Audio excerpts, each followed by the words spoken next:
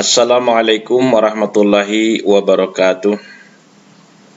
Innal hamdalillah, para mahasiswa yang berbahagia, pada kuliah hari ini strategi pemasaran syariah kita akan mencoba mengupas sekilas mengenai peta persaingan.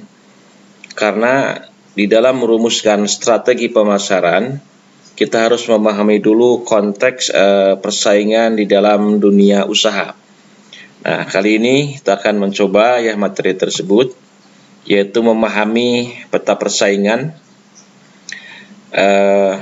Nanti setelah kita memahami peta persaingan, kita akan mempelajari dan mungkin sebagian sudah dipelajari mengenai strategi marketing, kemudian juga taktik pemasaran atau taktik marketing, sebagian sudah kita pelajari. Nah, fungsi kita memahami peta persaingan ini karena strategi pemasaran yang harus dilakukan oleh sebuah perusahaan itu tergantung pada persaingan yang terjadi pada masa itu atau pada masa sekarang. Nah, kita lihat di sini bahwa ini ada perusahaan bisnis yang dilingkupi oleh pesaing-pesaing. Jadi pesaing-pesaing. Nah, ini konsep ini disebut sebagai the mind of strategic, the mind of strategic, artinya pemikiran strategis di dalam dunia pemasaran, dunia marketing. Nah, konsep ini dikembangkan oleh Kenichi Ohmei, di mana ada 3 komponen di dalam the mind of strategic ini, yaitu ada komponen company, yaitu perusahaan, kemudian komponen kompetitor, kemudian komponen customer. Company itulah perusahaan kita yang harus dianalisis kekuatan dan kelemahannya. Katakanlah kita punya perusahaan, ini adalah profil perusahaan kita yang harus dievaluasi kekuatan dan kelemahan perusahaan kita. Kemudian kompetitor ini adalah perusahaan lain yang memiliki jenis usaha dan pangsa pasar yang sama. Sementara customer adalah pengguna jasa yang diperebutkan, pengguna jasa yang diperebutkan oleh beberapa perusahaan yang produknya sama. Kemudian di dalam competitive setting atau setting persaingan, ini konsep dari Hermawan Kartajaya, konsep Mark First. Ada 4 komponen di dalam setting persaingan ini. Ini harus dipahami oleh kalian semuanya agar bisa memetakan peta persaingan pada saat ini pada bidang produk atau jasa tertentu. Di mana pada C1 itu customer, ini menjawab pertanyaan siapa pengguna dari produk perusahaan. Itu pada posisi C1, jadi hanya ada perusahaan tunggal dan ada konsumen, artinya belum ada persaingan. Di C1 ini siapa pengguna produk. Kemudian di C2 ini bagaimana perusahaan mempertahankan pelanggan. Kemudian di C3 ketika ada kompetitor sudah mulai terjadi, itu perusahaan harus memikirkan bagaimana strategi kita melawan pesaing dan bagaimana strategi pesaing yang dijalankan. Kemudian ada faktor change, perubahan, situasi yang terjadi di luar perusahaan kita atau change perusahaan, itu bagaimana situasi di lingkungan. Nah, situasi yang terjadi di lingkungan di luar perusahaan itu akan mempengaruhi strategi yang harus dijalankan oleh perusahaan. Nah, ini lihat di sini ada tabel, Tabel yang di atas itu ini memperlihatkan situasi yang terjadi, ini stable, artinya posisinya sedang stabil. Kemudian kalau interrupted itu ada ada kejutan, ya sudah mulai ada pesaing. Kemudian complicated, ini sudah mulai rumit persaingannya. Kemudian sophisticated itu menjelimet, ya, lebih rumit daripada situasi yang di 3C, ya. Kemudian chaos, ya, chaos itu situasinya lebih kacau. Nah, kita di sini pada posisi stable 2C, ya. Pada posisi 2C di sini ada buyer, perusahaannya ada customer, ada kompetitor, ada change. Dari sisi customer, maka dalam situasi 2C ini karena hanya ada perusahaan tunggal, maka si konsumen itu dianggap sebagai pembeli, jadi nggak ada persaingan di sini. Kemudian ini nggak ada persaingan, kemudian perubahan yang terjadi tidak berpengaruh atau tidak ada, nyaris tidak ada. Kemudian ketika 2,5C ini muncul adanya persaingan, ya, muncul adanya persaingan, tetapi tidak banyak mempengaruhi kondisi suatu perusahaan. Nah, di sini mulai berlaku sebagai customer, ya. Customer, kalau buyer itu hanya membeli, beli putus. Kalau customer itu ada membeli, kemudian membeli lagi dan beli lagi.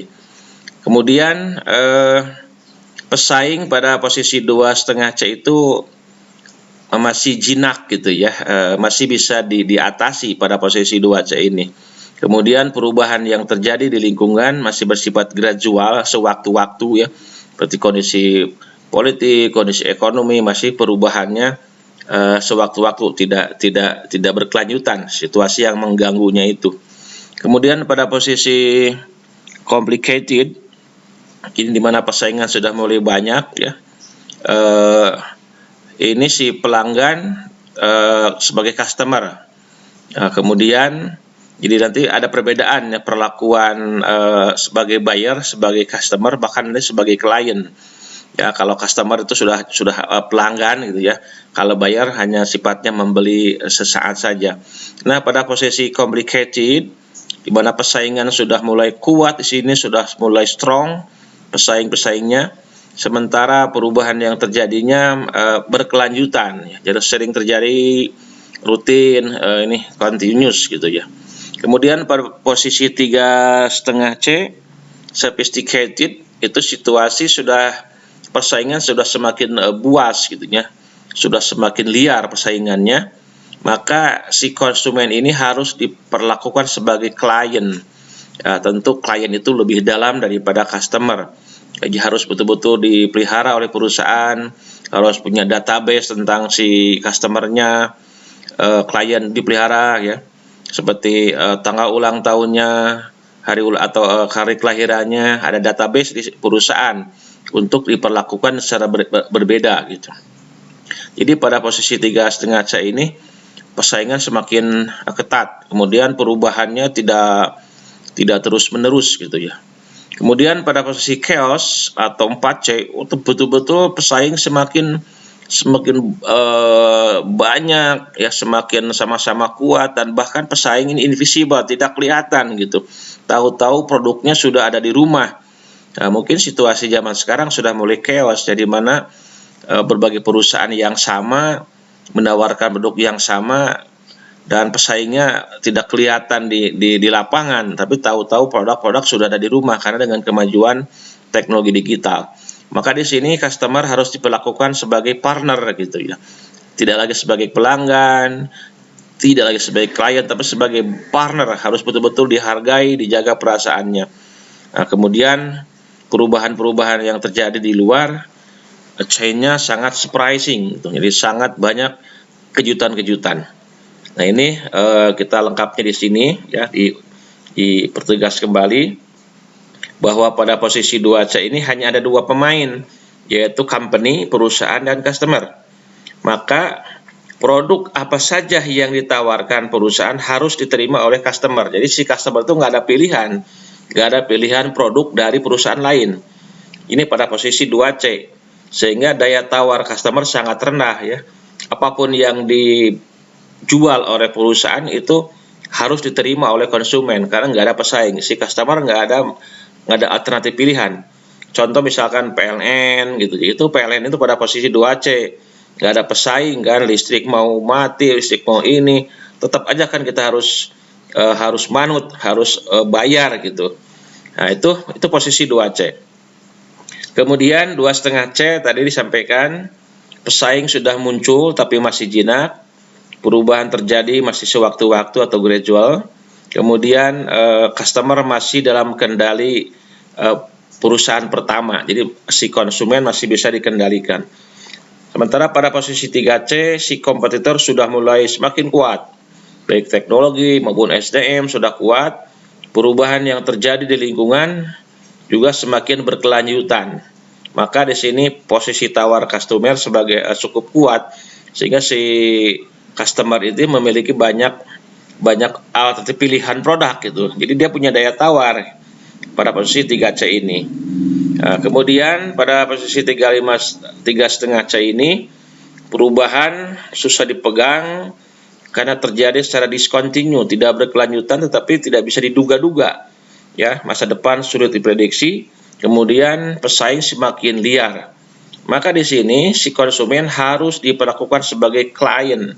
Ya, database-nya harus kita miliki, diperlakukannya berbeda agar ada kepuasan di pelanggan ini. Kemudian pada posisi 4C, semua pemain, ya semua perusahaan kompetitor semakin aktif. Kemudian perubahan-perubahan yang terjadi di lingkungannya banyak kejutan, ya. Kemudian dengan kecanggihan teknologi, batas dan waktu seakan menghilang. Jadi dengan teknologi digital zaman sekarang itu kan perusahaan menawarkan online 24 jam itu produk ditawarkan kepada konsumen. Kemudian di sini customer harus diperlakukan sebagai betul-betul sebagai mitra, ya harus dipelihara perasaannya, harus dipelihara privasinya, betul-betul ini harus dijaga. Kemudian harus ada win-win solution antar kompetitor. Di sini mungkin pentingnya adanya kolaborasi antar perusahaan satu dengan perusahaan yang lain, karena kalau bersaing dengan bebas itu akan hancur semua pada posisi 4C ini, sehingga harus ada win-win solution atau solusi yang saling menguntungkan. Nah, setelah kita memahami peta persaingan, maka baik strategi pemasaran ya maupun taktik pemasaran itu harus melihat peta persaingan yang terjadi. Artinya kalau nanti kalian para mahasiswa memiliki suatu usaha, memiliki suatu produk, harus dilihat produk ini apakah ada nggak perusahaan lain yang membuat gitu. Kalau misalkan belum ada, nah bagaimana supaya laku gitu. Nah, kalau sudah laku, mungkin karena kualitasnya bagus, harganya terjangkau, belum ada pesaing dan dibutuhkan oleh masyarakat, oleh konsumen, maka saya jamin gitu ya, bisnis kalian itu akan hebat gitu kalau belum ada pesaing. Nah, tetapi ketika sudah ada pesaing, maka perhatikan posisinya apakah 2,5C atau 3 atau 3,5C. Jadi peta persaingan ini akan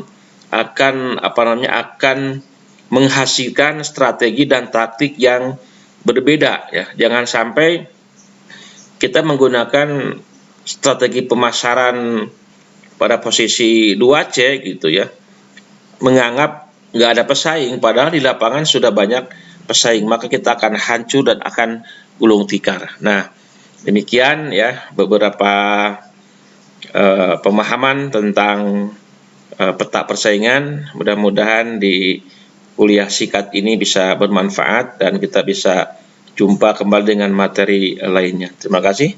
Assalamualaikum warahmatullahi wabarakatuh.